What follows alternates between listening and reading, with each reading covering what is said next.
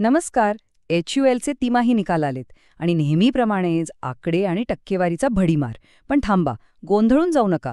चला, या मोठ्या कंपनीचं रिपोर्ट कार्ड नक्की काय सांगतंय ते आपण अगदी सोप्या आणि सरळ भाषेत समजून घेऊया. तर सगळ्यात मोठी हेडलाईन काय आहे? कंपनीचा नेट प्रॉफिट म्हणजे निव्वळ नफा मागच्या वर्षीपेक्षा 3.6% वाढलाय. आकडा आहे 2,685 कोटी रुपये. ऐकायला तर खूपच छान वाटतंय, बरोबर? पण जरा थांबा, या कहाणीत एक छोटासा ट्विस्ट आहे. महत्वाचा प्रश्न हा आहे की हा नफा खरंच त्यांच्या नेहमीच्या बिझनेसमधून आलाय का? म्हणजे साबण शॅम्पू विकून, की या आकड्यांमागे काहीतरी वेगळंच गणित दडलंय? आणि याचं उत्तर आहे हो. यामागे एक वेगळं कारण आहे. झालं असं की ह्या नफ्यामध्ये 273 कोटी रुपयांचा एक असा फायदा समाविष्ट आहे जो कंपनीला फक्त एकदाच मिळालाय. हा फायदा भारत आणि UK मधल्या एका जुन्या टॅक्सच्या प्रकरणामुळे झालाय. म्हणजेच काय, तर हा जो नफा दिसतोय ना, तो त्यांच्या रोजच्या विक्रीतून आलेला नाहीये. बरं, मग हा एक वेळचा फायदा जरा बाजूला ठेवूया आणि बघूया की कंपनीचा जो खराखुरा व्यवसाय आहे, म्हणजे सेल्स आणि त्यातून मिळणारा नफा, तिथली परिस्थिती काय आहे. आता इथे बघा, दोन एकदम विरुद्ध गोष्टी दिसतायत. एका बाजूला कंपनीची एकूण विक्री म्हणजे रेव्हेन्यू जवळपास 2% वाढलाय. पण दुसऱ्या बाजूला त्यांचं EBITDA मार्जिन म्हणजेच ऑपरेटिंग प्रॉफिट तो जवळजवळ 1% कमी झालाय. याचा अर्थ अगदी सरळ आहे, विक्री थोडी वाढलीये पण प्रत्येक वस्तू विकून होणारी कमाई मात्र थोडी कमी झालीये. आता अनेक जण विचारतील, हे EBITDA मार्जिन म्हणजे नेमकं काय? अहो, एकदम सोपं आहे. समजा HULने 100 रुपयांचा माल विकला तर त्यावर व्याज आणि टॅक्स कापण्याआधी त्यांच्या हातात किती रुपये उरतात ते म्हणजे EBITDA मार्जिन. आणि हे मार्जिन कमी होणं म्हणजे काय, तर कंपनीच्या नफा कमावण्याच्या क्षमतेवर थोडासा प्रेशर आहे, हे नक्की. मग प्रश्न येतो की असं झालं तरी का? हे मार्जिन का कमी झालं?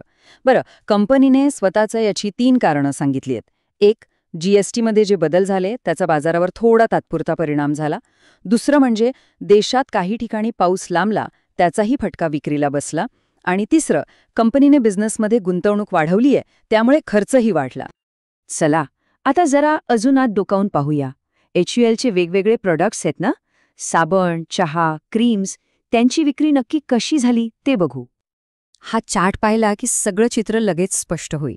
त्यांचा ब्युटी अँड वेलबिंग सेगमेंट आहे ना, म्हणजे स्किन केअर आणि हेल्थ प्रॉडक्ट्स, त्यात मस्त 5%ची वाढ आहे. फूड सेगमेंट म्हणजे आपला चहा आणि कॉफी, तो 3%नी वाढलाय. पण जो पर्सनल केअर सेगमेंट आहे, म्हणजे साबण वगैरे, तो मात्र जागेवरच आहे, म्हणजे 0% वाढ. ब्युटी अँड वेलबिंग सेगमेंट का वाढला, तर याचं श्रेय जातंय स्किन केअर आणि हेल्थ प्रोडक्ट्सच्या जबरदस्त विक्रीला. लोकांनी उत्पादनं अक्षरशः उचलून धरली आहेत. आणि पर्सनल केअर सेगमेंट मागे का राहिला, तर याला कारण आहे GST मधले बदल. पण थांबा, यात एक इंटरेस्टिंग गोष्ट आहे. त्यांचे जे महागडे प्रीमियम साबण आहेत ना, त्यांची विक्री मात्र डबल डिजिटमध्ये वाढली आहे. कमाल आहे ना. आता फूड सेगमेंट, इथली वाढ कुठून आली, तर ती आली आपल्या लाडक्या चहा आणि कॉफीमधून. या दोन्हींची विक्री डबल डिजिटमध्ये वाढलीये, जी खरंच एक जबरदस्त कामगिरी म्हणावी लागेल. आता येऊया त्या बातमीकडे जी गुंतवणूकदारांसाठी, म्हणजे ज्यांच्या पोर्टफोलिओमध्ये HULचा शेअर आहे, त्यांच्यासाठी सगळ्यात जास्त महत्त्वाची आहे. कंपनीच्या बोर्डाने प्रत्येक शेअरमागे तब्बल रुपयांचा अंतरिम डिव्हिडंड जाहीर केलाय. हो, रुपये पर शेअर. ज्यांच्याकडे HULचे शेअर्स आहेत त्यांच्यासाठी तर ही एक मोठी खुशखबर आहे. आता हा डिव्हिडंड मिळवण्यासाठी काही तारखा लक्षात ठेवणं गरजेचं आहे. घोषणा झाली 23 ऑक्टोबरला, पण सगळ्यात महत्त्वाची तारीख आहे 7 नोव्हेंबर 2024. ही आहे रेकॉर्ड डेट. आणि ह्या तारखेनंतरच डिव्हिडंडचे पैसे खात्यात जमा व्हायला सुरुवात होईल. आता ही रेकॉर्ड डेट म्हणजे नक्की काय असतं, तर बघा, ही एक कट ऑफ तारीख आहे. अगदी सोपं आहे. ह्या तारखेला ज्यांच्या नावावर कंपनीचे शेअर्स असतील, फक्त त्यांनाच हा डिव्हिडंड मिळतो. म्हणून ही तारीख सगळ्यात महत्त्वाची. ठीक आहे, मग आता हे सगळं झालं सध्याचं, पण पुढे काय, कंपनी भविष्याबद्दल काय विचार करतेय, त्यांना पुढच्या काही महिन्यात काय अपेक्षित आहे, यावर एक नजर टाकूया. याबद्दल कंपनीच्या CEO आणि MD प्रिया नायर यांनी एक पॉझिटिव्ह सिग्नल दिला आहे. त्यांचं म्हणणं आहे की नोव्हेंबरच्या सुरुवातीपासून मार्केटमधली परिस्थिती नॉर्मल होईल आणि त्यानंतर आपल्याला हळूहळू पण एक स्थिर रिकव्हरी बघायला मिळेल. तर थोडक्यात सांगायचं तर कंपनीला वाटतंय की GSTचा जो काही परिणाम आहे तो तात्पुरता आहे. मार्केटमध्ये हळूहळू सुधारणा दिसेल.